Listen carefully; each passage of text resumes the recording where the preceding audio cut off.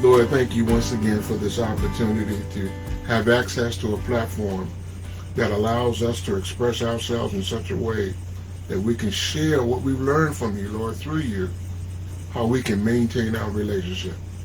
So we just pray, Father God, that we'll be a blessing to someone tonight. In the name of Jesus, we're praying. Amen. Amen. We had some questions from some people last week, and one in particular was about headship, and we had talked about talking about headship and submission, pretty much the same thing. Well, one is headship, one is submission, and that is probably the nastiest, dirtiest word in any woman's language. Submission. Ask me, because I was there, and every now and then I'm there again. But so who's got the problem? Well, it depends. Okay, I had the problem in the beginning because as Hampton and I had this really deep discussion yesterday. And was it yesterday we were talking about it? Oh, ever since we got off the air last time, we were talking about it. See, I got all my eggs in one basket. I am preparing myself to be successful in our relationship. Yes. I want to do whatever I can to make it work, okay? Failure was not an option, so to speak, to me. But that's not what she was thinking about. She was always thinking, Sharon was always thinking that I got to prepare myself just in case this don't work out. Where my thinking, I was preparing myself to be successful in our relationship, and she was thinking about the worst that could happen. Okay, preparing herself for the worst. When we break up, I got money on the side so I can go take it. What? All my eggs, all my money is in one basket. This one right here. So, and I remember when I was in the Army, guys used to, I can't believe you're doing that. Because Sharon, when I was in the Army, Sharon was teaching school, starting to teach school. She didn't have a car. So we bought a brand new 1969 Plymouth Roadrunner. I sent half the money for the car note to Sharon. Actually, it's more than half. That's well, okay. I sent more than half. Yes. To the car note to Sharon. Those guys in the military, when I started getting the brochures about the car we were purchasing, every time somebody gets a mail or something different, oh, what is that, man? They want to see the car. Okay, well, that's a 1969 Plymouth Roadrunner. What the heck is a Roadrunner? Plymouth Roadrunner. Plymouth's got this car. And my wife-to-be and I are going to purchase this. You going to do what? Are you crazy? That's the kind of things I got, okay? Are you crazy? I said, no, we talked about this. She needs a car, so we're going to buy a car. But you're not there. No, I'm not there. Well, she can be riding anybody in the car she wants. That is true, okay? That is true. But we're going to buy a car. I'm going to send her half the note for the car, and we'll see what happens, okay? Oh, no, you out of your mind, man. But that's the way I am, okay? I'm preparing for us to be successful, not looking for a failure, okay? On the other hand, Sharon wanted to hold back some money. Sharon wanted to prepare herself in case I was not the guy that I say I am, okay? How'd you find that out? Because you said something. I told you. Well, that's the same thing as you saying I know, but something. it's not like all of a sudden you discovered I was holding money back. And what I was trying, now I want you to watch him because you can tell when he's not agreeing with me because his face would kind of, you know.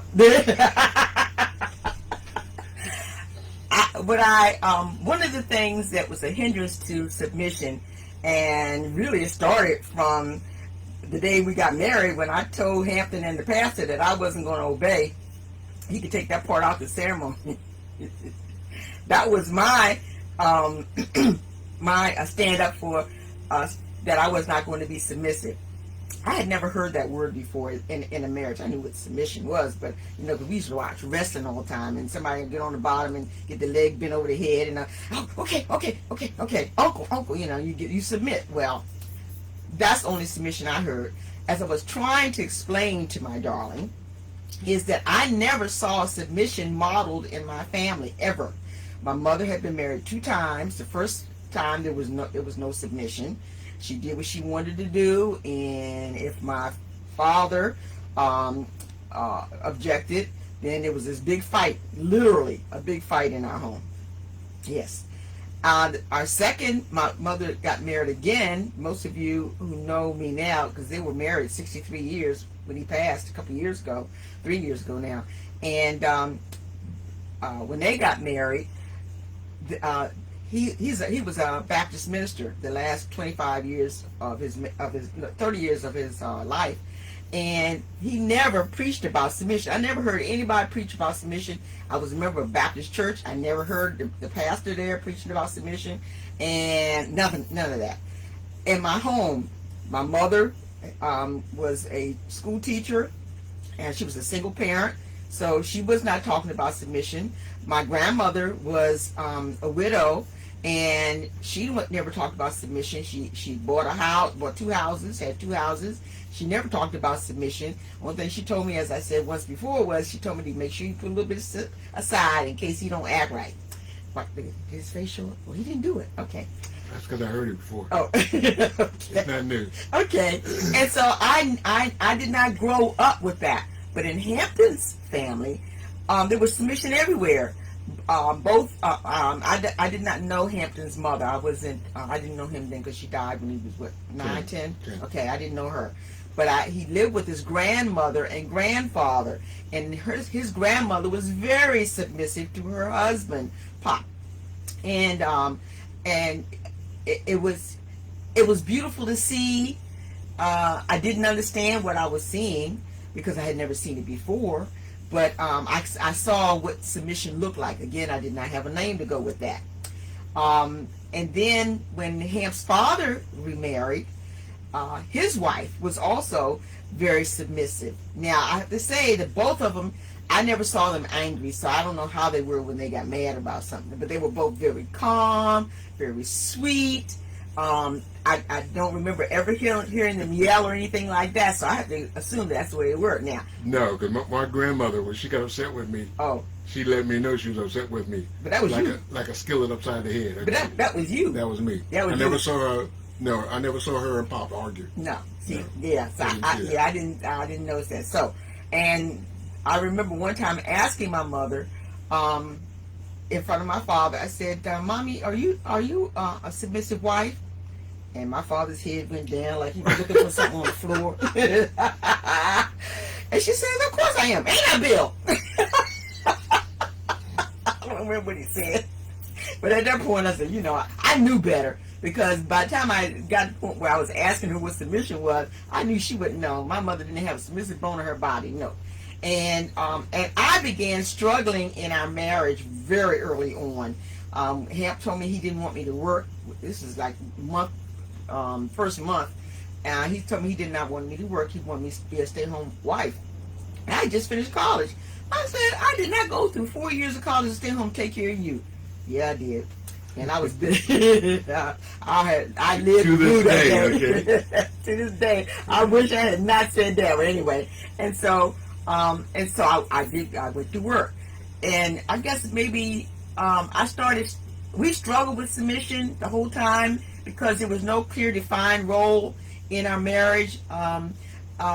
See his face right there. See, he knew his role, but is that your face right there? Yeah, see that right there. Yeah, he's not agreeing with it. The Bible teaches that the husband is responsible for the direction of his home, family, and marriage. This is called headship. Head of the house, wearing the pants, being in charge, being the boss. Even after you read it, you still don't want to believe it, huh? I didn't read this. Honey, I didn't read this 50 years ago. I did not read this 50 years ago. I didn't know about submission until Reverend Leon Columbus Kess Jr. preached about it one Sunday morning, Storytime. Yeah. So this was long after the biscuit, or it might have been before the biscuit story. I don't know, but he was preaching about submission, And this was really the very first time I had heard it explained the way he was talking about it. I didn't remember word by word. I just remember that the more he preached about it, the angrier you got. the more my arms were like this, and I ran back. And I was not the only one, because I was looking around, and there's a whole bunch of church ladies was doing the same thing. There's, you know how they do it, and all that stuff like that. Except, because my father was a pastor, I never wanted to ever disrespect our pastor by talking about him to somebody else. I didn't do that. That wasn't part of my wheelhouse. So what I did was, after church, I went to his house. Now, at the time, yeah, it was a big mistake. Anyway, I went to his house, and at that time, Reverend Kess, I don't know how long he had been our pastor, but he was losing his vision. And at this time, he was probably close to being legally blind. And yeah, I knew he couldn't see that well. And so I knocked on the door, and Mrs. Kess opened the door, and I asked for her husband, and he was downstairs in the basement. So I went downstairs, and I was trying to keep myself together, because I figured if I got upset, as long as he couldn't hear it in my voice, I didn't think he could see it in my face. Well, I proceeded to tell him what my vision of what submission was, and that I didn't agree with anything he said, and that I thought he was wrong, and that he shouldn't have said this, that, and the other. Man, by the time I finished, I was upset, nose running. You know how you get that when you're a little girl, you cry some, like, so I was doing that, and he could tell I was crying. He wasn't stupid, because he could hear him in my voice. So I thought you were in his office in the church. No, I was downstairs in his house, in the basement, in his rec room. I went right to the caveman's cave. I sure did. Oh, I did. And so when I finished, and in the meantime, he never said anything. All that I just ranting and raving and all that. I don't remember everything I said, but you got the gist of it. So when I finished, and to take a breath, he said, "You need to go home and let your husband take care of you." I said, "What? What does that even mean?" I didn't say that part. I said, "What is he?" I went out. I left in a huff. I was about done with him, and so I went home, and I don't think I told you. I don't think I told you that I did that. Did I tell you? Well, he told me. He said, "Oh, boy, you're sharing is something else." Okay. He just laughed. That's all. He just laughed. Well, he was smiling when I was doing that, and that made me even mad. You know how you mad as you can be, and somebody starts smiling. I was hot, so that smile didn't help much. So anyway, what I did was, I decided I'm going to still prove him wrong. He hadn't heard the last of me, so I went to the Bible. Yes, I did. I went to the Bible, and I started reading about submission. And I somewhere, we didn't have internet at the time, so I don't know how I found all these. I had a study Bible, and you can look up a situation. That was it. You can just by keyword, you can find all the scriptures. That's what it was. To support submission. Yeah, I used your study Bible to look up that word submission, and it had all these things about it. So I started reading it. Well, you reading the King James version. I'm saying to myself, well, this was in the 1600s or whatever, and back in the day, So boy. Yeah, hey. So what I did was I decided to find some books. So I went. I don't know how I found the books. The Lord led me to some books, and the one book He led me to was called "Liberated Through Submission" by P.B. Wilson, and she was actually a singer for Motown. I can't remember what she sang, but anyway, she was a singer for Motown, and I had that book. P.B. Wilson, and I had it in the post that I did earlier tonight, and she talked about how we women can be liberated through being submissive, and that there's power in submission, and I had never heard that before, and so I'm reading, and every single word, I just devoured everything she said, because she was talking from the perspective of a woman who was not submissive when she first got married, and gradually, this is a process. I've been married for 53 years, and I am still processing it. Yeah, I'm working on it, baby. I'm working on it. It's difficult, but I'm working on it. You know, those of you who know me, you know my personality, and I've got to the point now. I don't want to be in charge because that comes a lot of responsibility. You see, there is tremendous responsibility with being the head of the house or headship, and must not be taken lightly. The role of the husband is to get prayerfully before God and in concert with his wife to consider all the circumstances and make a decision. In other words, he is not, yes, he has the headship, which means he has the last word. But I have to gather all the input to make that decision from me. You know, and then sometimes I say, you know, you just go ahead and make the decision. I don't want to be bothered. You know, I'd rather go ahead and look at TV. You just go ahead and, you know, and just go ahead and do that. And I remember asking him, and I think you said you remember when I asked you if you wanted to be the boss. You remember me asking you that? It was about the same time that I started reading it. I asked him one day, I said, Hampton, I said, would you like to be the boss in the family and wear the pants? Without hesitation. I am the boss. No, that's not what you said. Yeah, that's what I should have said. That's not what you said.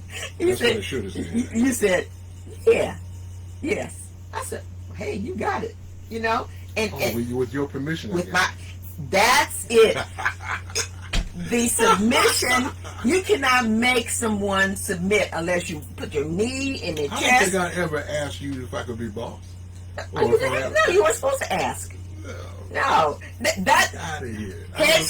Headship is a right bestowed by God on the male in the household. Now, I know. I mean, I bet my numbers went all the way down. You know, when I said that, I don't know how many's on there right now. Yeah, but you made it difficult. You did. I know I did. Yeah. I know I did. I made it difficult because it took a lot for me to maintain myself.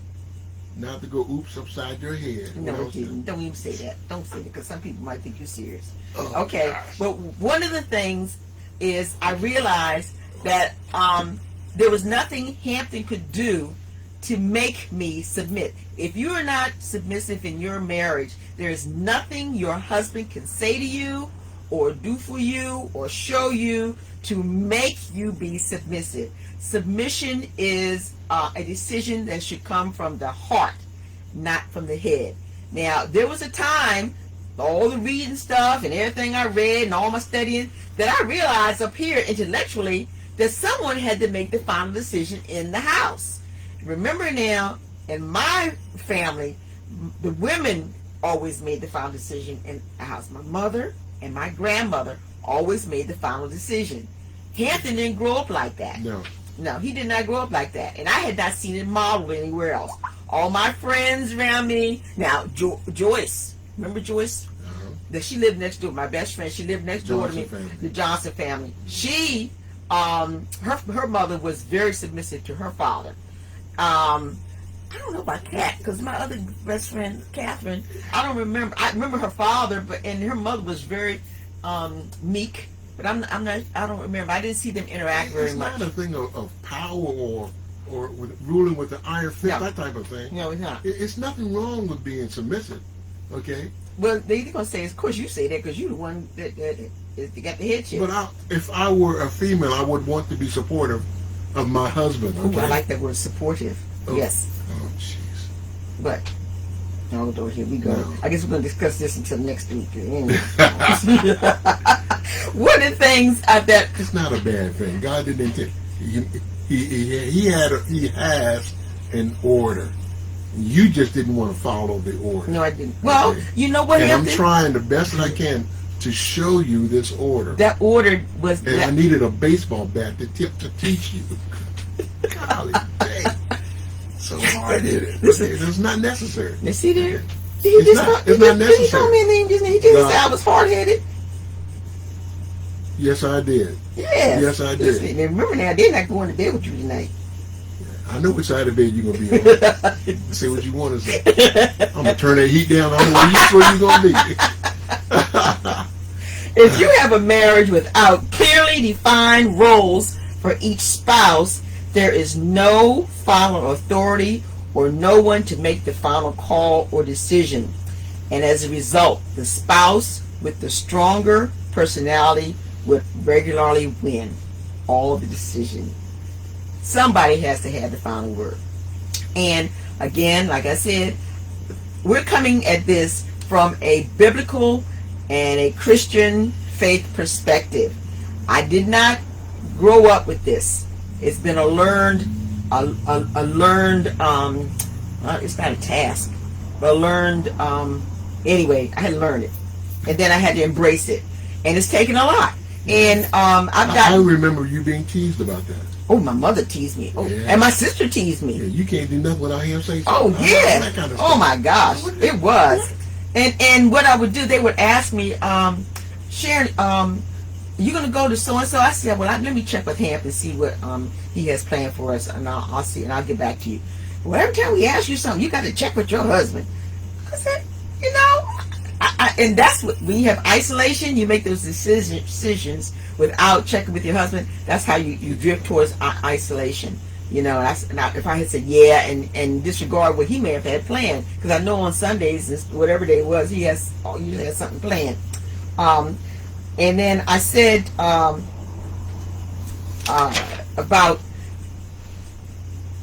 that I had no modeling in my family. My sister didn't see it. Now, right now, she is submissive to her husband. And one of the things that kept me resistant in the beginning was I kept saying, well, suppose he's not worthy of being the head of the family. Suppose he's an alcoholic or a drug addict or he's abusive to me, physically or verbally. Suppose he's just mean and nasty and ornery. Suppose he's not a Christian, you know, and I am. We're unequally yoked. Am I still supposed to be submissive to him? And there was an instance with Hampton where we were doing our offering and stuff like that, and I grew up in the Baptist church, and you tithe. You know, when you're giving, you tithe. If you're going to make an offering, you tithe. That means giving 1/10 of your income.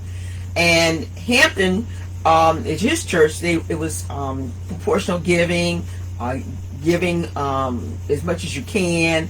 And what happened was, and the money was tight, and so I was writing a check for 1/10, and Ham said, well, we can't afford that. And so I was trying to be submissive and listen to him, but I knew that according to what the Lord expected of us, I needed to give the 10%. And so I said to Hampton, look, we're both working. You can give what you want out of yours. I'm going to tithe my salary. And that's what I did. And so at that point, I was not submissive to him because I felt that what he was saying was going against the teachings of what was in the Bible. And eventually, no fussing, no fighting. Eventually, he did. We started tithing together and never looked back. And our lives were so much better. We have to.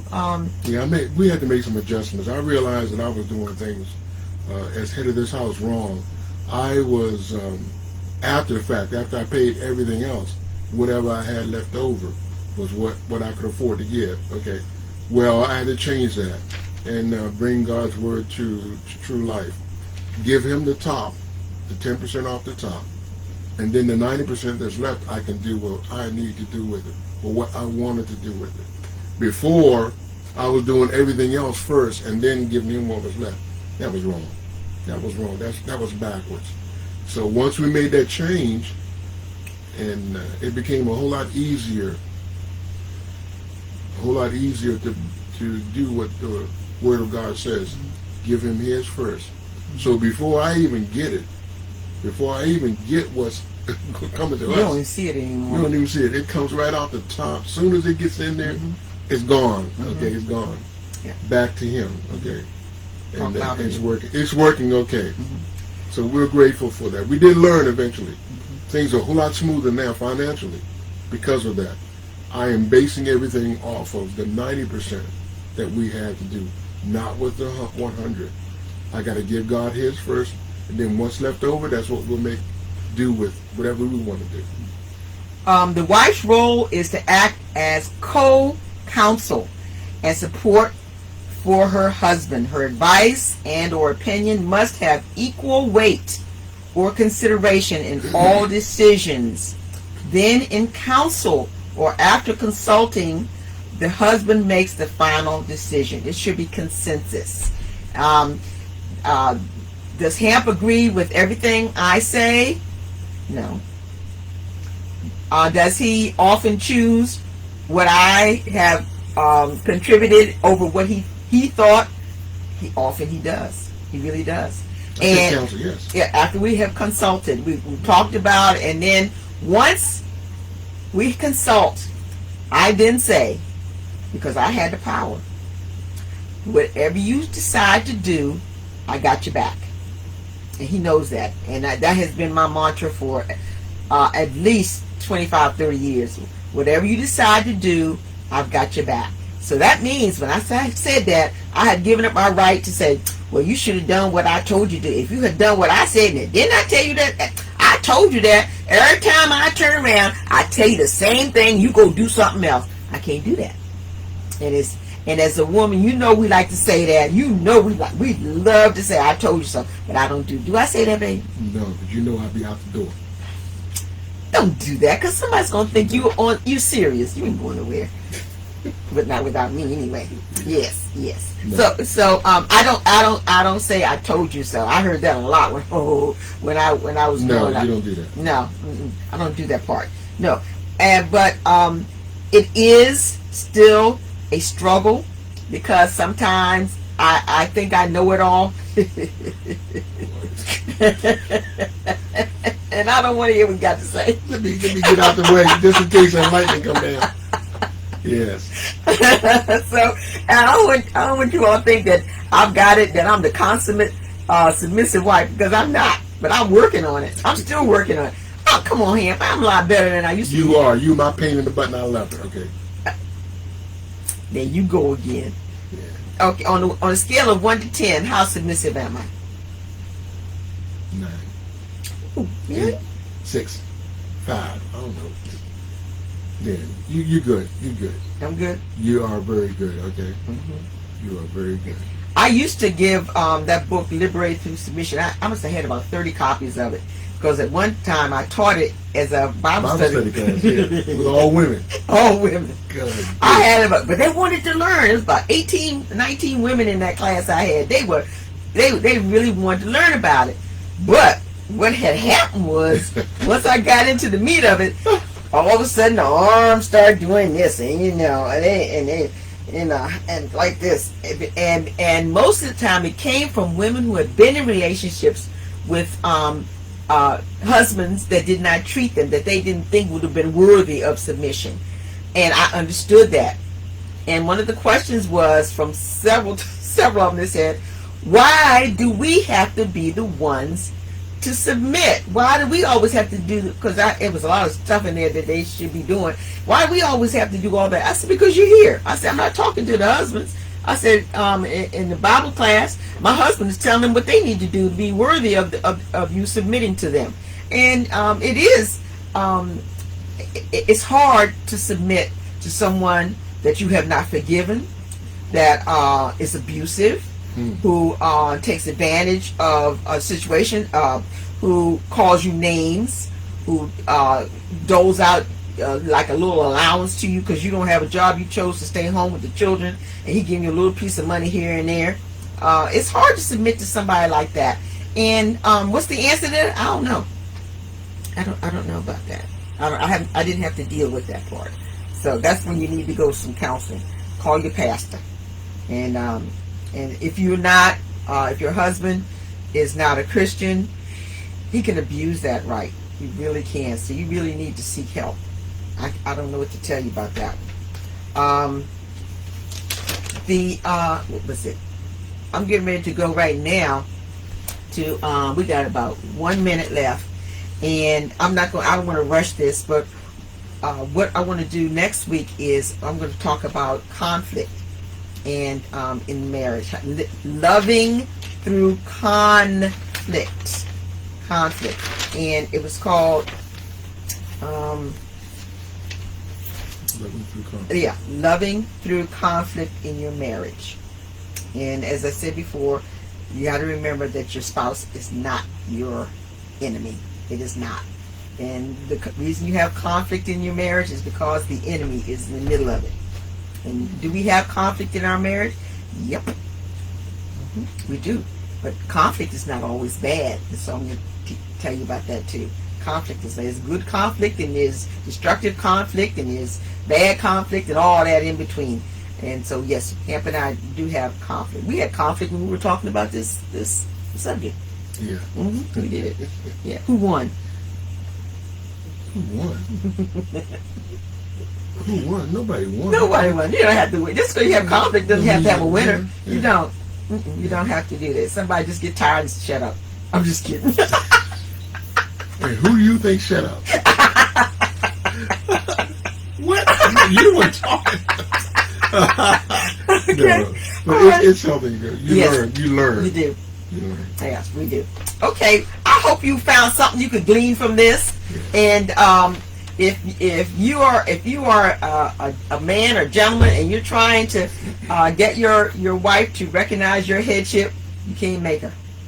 You can't make it. You need to pray it and live it, and make sure you have the Jesus in her. Because my last statement is, once I realized and accepted that Hampton is a man of God, that he is steeped in the Holy Spirit, that he's filled with Jesus' love, who would not submit to that?